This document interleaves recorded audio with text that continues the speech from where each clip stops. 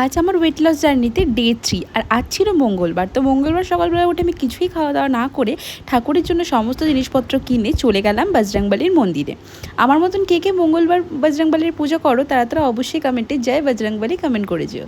তো এখানে আমি ঠাকুরের জন্য লাড্ডু, গুড়, মিষ্টি পান, কলা সব ভোগ গুছিয়ে নিয়েছিলাম। তারপরে পুজো টুজো দিয়ে আমি বাড়ির পথ ধরি। আর মন্দিরের পাশেই কী সুন্দর নদীটা না, এই নদীর নাম কিন্তু চূর্ণী।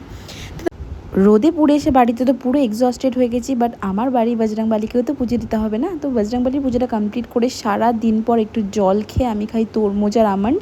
আজকে কোনো জল টল কিচ্ছু খাওয়া হয়নি। দুপুরে লাঞ্চে ছিল ভেজ, পটল পোস্ত, ডাল, শশা নিয়েছি, ভাজা নিয়েছি, নিয়ে অল্প একটু ভাত খেয়ে বিকেলে 5টা নাগাদ আমি রোজই খাই ডাবের জল, যেটাকে আমি ফ্রিজে ঢুকিয়ে রাখি। আর রাতেবেলা আজকে ডিনারের জন্য বানিয়েছিলাম তেল ছাড়া একদম ক্যাপসিকাম পেঁয়াজ দিয়ে চানা মশলা। এটা প্রচণ্ড ফুলফিলিং আর খুবই ভালো খেতে হয়েছিল। তো এই রেসিপিটা আমি অন্য একটা ভিডিওতে শেয়ার করবো। এখনকার জন্য টাটা।